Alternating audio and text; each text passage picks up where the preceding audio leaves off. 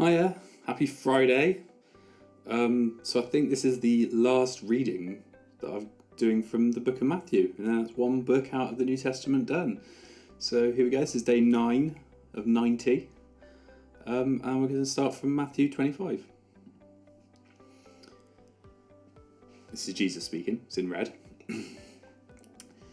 Then the kingdom of heaven will be like 10 bridesmaids who took their lamps and went to meet the bridegroom. 5 of them were foolish and 5 were wise. The 5 who were foolish didn't take enough oil for their lamps, but the other 5 were wise enough to take along extra oil. When the bridegroom was delayed, they all became drowsy and fell asleep. At midnight they were roused by a shout, "Look, the bridegroom is coming, come out and meet him." All the bridesmaids got up and prepared their lamps. Then the 5 foolish ones asked the others, "Please give us some of your oil because our lamps are going out." But the others replied, "We don't have enough oil. We don't have enough for all of us. Go to a shop and buy some for yourselves." But while they were gone to buy oil, the bridegroom came. Then those who were ready went in with him to the marriage feast, and the door was locked. Later, when the other 5 bridesmaids returned, they stood outside calling, "Lord, Lord, open the door for us." But he called back, "Believe me, I don't know you. So you, too, must keep watch, for you do not know the day or hour of my return." Again, the kingdom of heaven can be illustrated by the story of a man going on a long trip. He called together his servants and entrusted his money to them while he was gone. He gave them 5 bags of silver. He gave 5 bags of silver to one, 2 bags of silver to another, and 1 bag of silver to the last, dividing it in proportion to their abilities.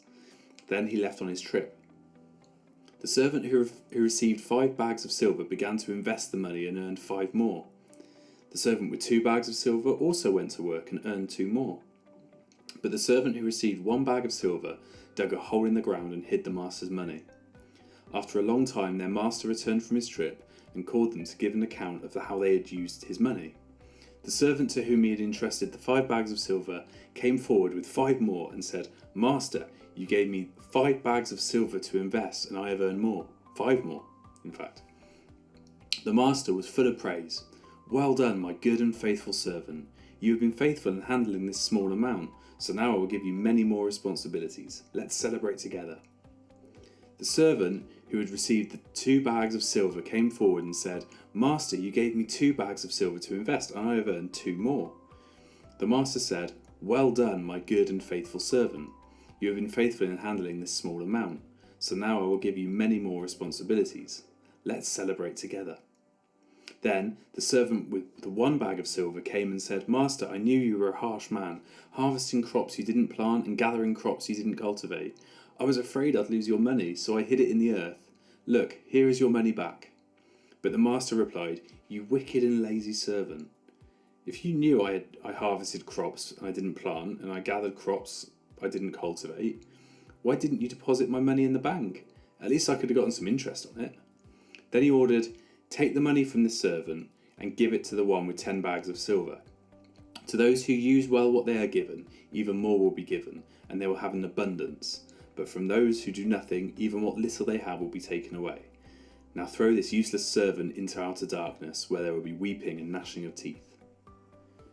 But when the Son of Man comes into his glory and all the angels with him, then he will sit upon his glorious throne. All the nations will be gathered in his presence, and he will separate the people as a shepherd separates the sheep from the goats. He will place the sheep at his right hand and the goats at his left. Then the king will say to those on his right, "Come, you who are blessed by my Father, inherit the kingdom prepared for you from the creation of the world. For I was hungry and you fed me. I was thirsty and you gave me a drink. I was a stranger and you invited me into your home. I was naked and you gave me clothing. I was sick and you cared for me. I was in prison and you visited me." Then these righteous ones will reply, "Lord, when did we ever see you hungry and feed you, or thirsty and give you something to drink? Or a stranger and show you hospitality, or naked and give you clothing? When did we ever see you sick or in prison and visit you?" And the king will say, "I tell you the truth, when you did it to one of the least of these my brothers and sisters, you were doing it to me." Then the king will turn to those on the left and say, "Away with you, you cursed ones, into the eternal fire prepared for the devil and his demons. For I was hungry and you didn't feed me. I was thirsty and you didn't give me a drink. I was a stranger and you didn't invite me into your home. I was naked and you didn't give me clothing. I was sick and in prison, and you didn't visit me. Then will reply the Lord. Then they will reply, Lord, when did we ever see you hungry or thirsty, or a stranger, or naked or sick in prison, and not help you? Or sick or in prison, and not help you? And he will answer, I tell you the truth, when you refuse to help the least of these my brothers and sisters, you are refusing to help me. And they will go away into eternal punishment, but the righteous will go into eternal life.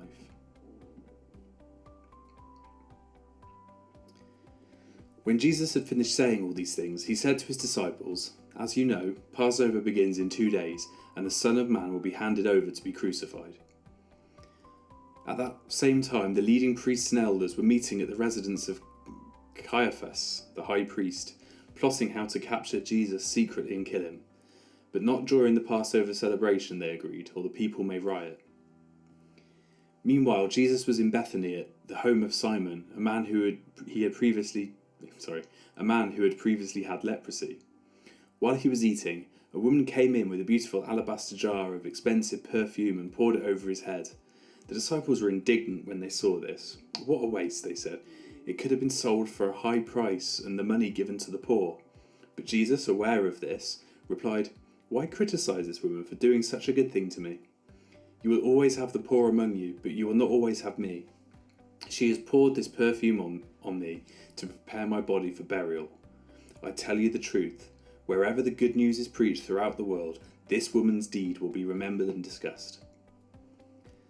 Then Judas Iscariot, one of the 12 disciples, went to the leading priest and asked, How much will you pay me to betray Jesus to you? And they gave him 30 pieces of silver. From that time on, Judas began looking for an opportunity to betray Jesus. On the first day of the festival of unleavened bread, the disciples came to Jesus and asked, Where do you want us to prepare the Passover meal for you? As you go into the city, he told them, you will see a certain man.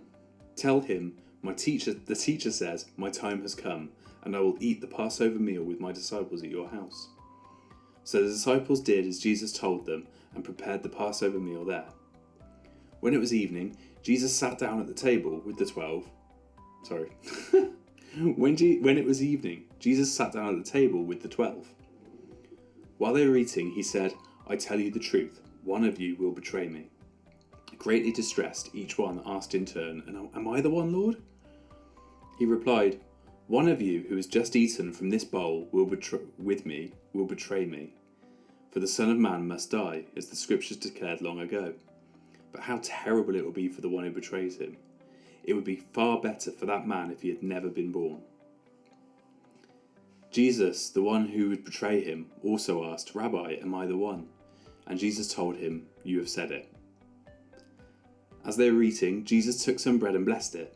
Then he broke it in pieces and gave it to the disciples, saying, Take this and eat it, for this is my body. And he took a cup of wine and gave thanks to God for it. He gave it to them and said, Each of you drink from it, for this is my blood, which confirms the covenant between God and his people. It is poured out as a sacrifice to forgive the sins of many. Mark my words, I will not drink wine again until the day I drink it new with you in my Father's kingdom. Then they sang a hymn and went out to the Mount of Olives.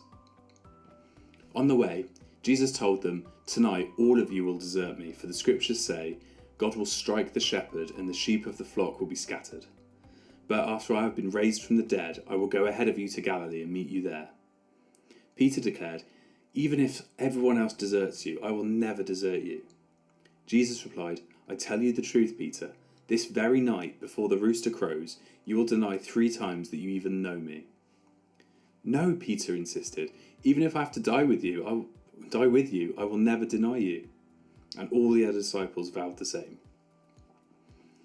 Then Jesus went with them to the olive grove called Gethsemane, and he said, Sit here while I go over to pray. He took Peter and Zebedee's 2 sons, James and John, and he became anguished and distressed.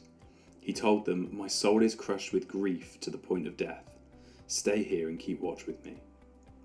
He went on a little farther and bowed his face to the ground, praying, My Father, if it is possible, let this cup of suffering be taken away from me.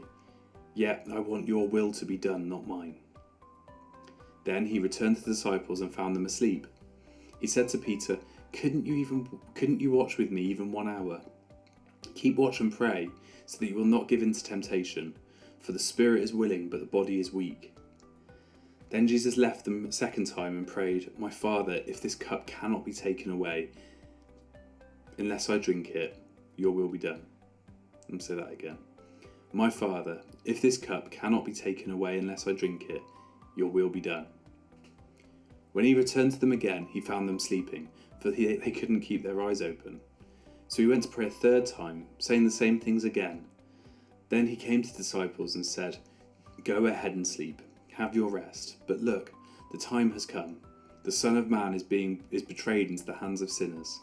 Up, let's be going. Look, my betrayer is here.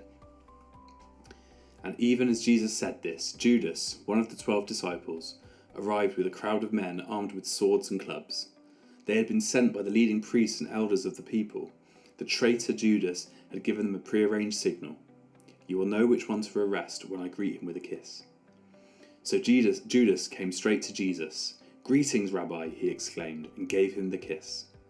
Jesus said, My friend, go ahead and do what you have come for. Then the others grabbed Jesus and arrested him. But one of the men with Jesus pulled out his sword and struck the high priest's slave, slashing off his ear. Put away your sword, Jesus told them. Those who use the sword will die by the sword. Don't you realize that I could ask my Father for thousands of angels to protect us and he would send them instantly? But if I did, how would the scriptures be fulfilled that describe what must happen now? Then Jesus said to the crowd, Am I some dangerous revolutionary that you come with swords and clubs to arrest me? Why didn't you arrest me in the temple? I was there teaching every day. But this is all happening to fulfill the words of the prophets as recorded in scriptures. At that point, all the disciples deserted him and fled. Then the people who had arrested Jesus led him to the home of Caiaphas, the high priest, where the teachers of religious law and elders had gathered. Meanwhile, Peter followed him at a distance and came to the high priest's courtyard. He went in and sat with the guards and waited to see how it would all end. Inside, the leading priests and the entire high council were trying to find witnesses who would lie about Jesus so they could put him to death. But even though they found many who agreed to give false witness, they could not use anyone's testimony. Finally, 2 men came forward who declared, This man said, I am able to destroy the temple of God and rebuild it in 3 days.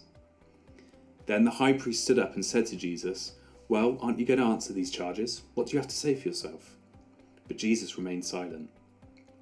Then the high priest said to him, I demand in the name of the living God, tell us if you are the Messiah, the Son of God. Jesus replied, You have said it. And in the future you will see the Son of Man seated in the place of power at God's right hand and coming on the clouds of heaven. Then the high priest tore his clothing to show his horror and said, Blasphemy! Why do we need other witnesses? You have heard all his blasphemy. What is your verdict? Guilty, they shouted. He deserves to die. Then they began to spit in Jesus' face and beat him with their fists. And some slapped him, jeering, Prophesy to us, you Messiah. Who hit you that time? Meanwhile, Peter was sitting outside in the courtyard.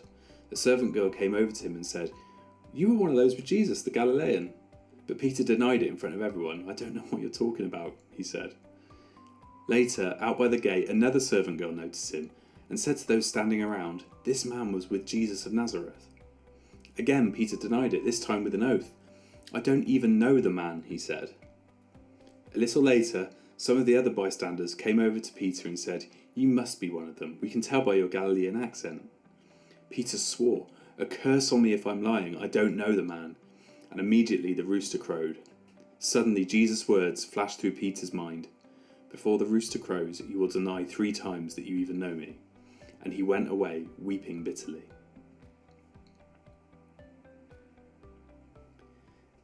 Very early in the morning, the leading priests and the elders of the people met again to lay plans for putting Jesus to death. Then they bound him, led him away, and took him to Pilate, the Roman governor. When Judas, who had betrayed him, realized that Jesus had been condemned to die, he was filled with remorse. So he took the 30 pieces of silver back to the leading priests and the elders. I have sinned, he declared, for I have betrayed an innocent man. What do we care? They retorted. That's your problem. Then Jesus threw the silver coins down in the temple and went out and hanged himself. The leading priests picked up the coins. It wouldn't be right to put this money in the temple treasury, they said, since it was payment for murder. After some discussion, they finally decided to buy the potter's field. They made it into their cemetery for foreigners. That is why the field is still called the Field of Blood. This fulfilled the prophecy of Jeremiah that says, "They took the 30 pieces of silver, the price at which he was valued by the people of Israel, and purchased the potter's field, as the Lord directed." Now Jesus was standing before Pilate, the Roman governor. "Are you the king of the Jews?" the governor asked him. Jesus replied, "You have said it."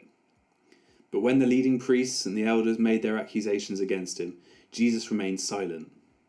"Don't you hear all these charges that they're bringing against you?" Pilate demanded. But Jesus made no response to any of the charges, much to the governor's surprise. Now it was the governor's custom each year during the Passover celebration to release one prisoner to the crowd, anyone they wanted. This year, there was a notorious prisoner, a man named Barabbas. As the crowds gathered before Pilate's house that morning, he asked them, "Which one do you want me to release to you, Barabbas or Jesus, who is called the Messiah?" He knew very well that the religious leaders had arrested Jesus out of envy.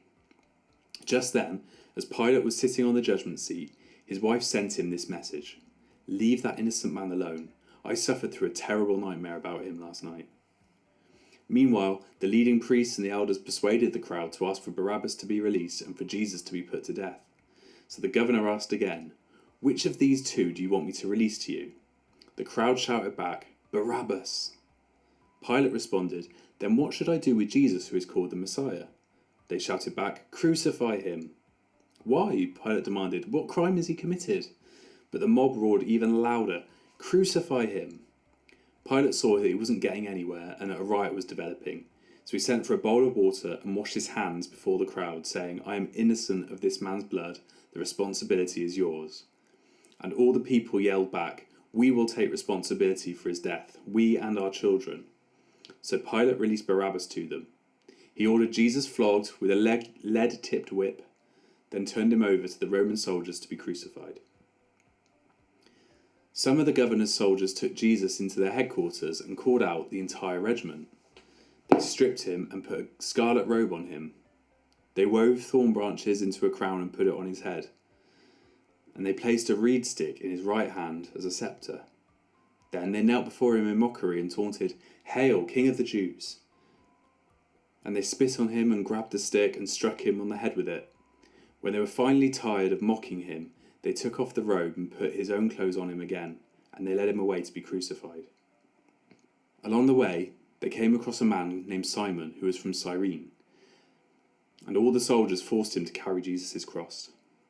As they went to a place called Golgotha, which means place of the skull, the soldiers gave Jesus wine mixed with bitter gall, but when he tasted it, he refused to drink it. After they had nailed him to the cross, the soldiers gambled for his clothes by throwing dice. Then they sat around and kept guard as he hung there. A sign was fastened above Jesus' head announcing the charge against him. It read, "This is Jesus, the King of the Jews." 2 revolutionaries were crucified with him, one on his right and one on his left. The people passing by shouted abuse, shaking their heads in mockery. "Look at you now," they yelled at him. "You said you were going to destroy the temple and rebuild it in 3 days. Well then, if you are the Son of God, save yourself and come down from the cross." The leading priests and teachers of religious law and the elders also mocked Jesus. "He saved others," they scoffed, "but he can't save himself." "So he is the King of Israel, is he? Let him come down from the cross right now and we will believe in him. He trusted God, so let God rescue him now if he wants him. For he said, 'I am the Son of God.'" Even the revolutionaries who were crucified with him ridiculed him in the same way. At noon, darkness fell across the whole land until 3:00. But about 3:00, Jesus called out with a loud voice, "Eli, Eli, lema sabachthani," which means, my God, why have you abandoned me?" Some of the bystanders misunderstood and thought he was calling for the prophet Elijah. One of them ran and filled a sponge with sour wine, holding it up to him on a reed stick so he could drink. But the rest said, "Wait, let's see whether Elijah comes to save him." Then Jesus shouted out again, and he released his spirit. At that moment, the curtain in the sanctuary of the temple was torn in two, from top to bottom, The earth shook, rocks split apart, and tombs opened. The bodies of many godly men and women who had died were raised from the dead. They left the cemetery after Jesus' resurrection, went into the Holy City of Jerusalem, and appeared to many people. The Roman officer and the other soldiers at the crucifixion were terrified by the earthquake and all that had happened. They said, "This man was the Son of God." And many women who had come from Galilee with Jesus to care for him were watching from a distance. Among them was Mary Magdalene, Mary, the mother of James and Joseph, and the mother of James and John, the sons of Zebedee. As evening approached, Joseph, a rich man from Arimathea, who had become a follower of Jesus, went to Pilate and asked for Jesus' body, and Pilate issued an order to release it to him. Joseph took the body and wrapped it in a long sheet of clean linen cloth, and he placed it in his own new tomb, which had been carved out of the rock. Then he rolled a great stone across the entrance and left. Both Mary Magdalene and the other Mary were sitting across the tomb and watching. The next day, on the Sabbath, the leading priests and the Pharisees went to see Pilate. They told him, "Sir, we remember what that deceiver once said when he was still alive. 'After 3 days I will rise from the dead.' So we request that you seal the tomb until the next day. This will prevent his disciples from coming and stealing his body and telling everyone he was raised from the dead. If that happens, we'll be worse off than we were at first." Pilate replied, "Take guards and secure it the best you can." So they sealed the tomb and posted guards to protect it. Early on Sunday morning, as the new day was dawning, Mary Magdalene and the other Mary went out to visit the tomb. Suddenly there was a great earthquake, for an angel of the Lord came down from heaven, rolled aside the stone, and sat on it. His face shone like lightning, and his clothing was white as snow. The guards shook with fear when they saw him, and they fell into a dead faint. Then the angel spoke to the women. "Don't be afraid," he said. "I know you are looking for Jesus who was crucified. He isn't here. He is risen from the dead, just as he said would happen. Come, see where his body was laying. And now go quickly and tell his disciples that he is risen from the dead, and he is going ahead of you to Galilee. You will see him there. Remember what I have told you." The women ran quickly from the tomb. They were very frightened, but also filled with great joy, and they rushed to give the disciples the angel's message. And as they went, Jesus met them and greeted them, and they ran to him, grasped his feet, and worshipped him. Then Jesus said, "Don't be afraid. Go tell my brothers to leave for Galilee, and they will see me there." As the women were on their way, some of the guards went into the city and told the leading priests what had happened. A meeting with the elders was called, and they decided to give soldiers a large bribe. They told the soldiers, "You must say, 'Jesus' disciples came during the night while we were sleeping and they stole his body.' If the governor hears about it, we'll stand up for you so you won't get into trouble." So the guards accepted the bribe and said what they were told to say. Their story spread widely among the Jews, and they still tell it today. Then the 11 disciples left for Galilee, going to the mountain where Jesus had told them to go. When they saw him, they worshipped him, but some of them doubted. Then Jesus came and told his disciples, "I have been given all authority in heaven and on earth. Therefore go and make disciples of all nations, baptizing them in the name of the Father, the Son, and the Holy Spirit. Teach these new disciples to obey all the commands I have given you. And be sure of this, I am with you always, even to the end of the age." Whew, that was a long one today. It was really good reading that in one long block. Really powerful and just amazing. So happy Friday, everyone. And I'm hopefully going to do definitely one for Saturday, maybe one for Sunday, but we'll keep up. We're 10th of the way through. There we go. Take care.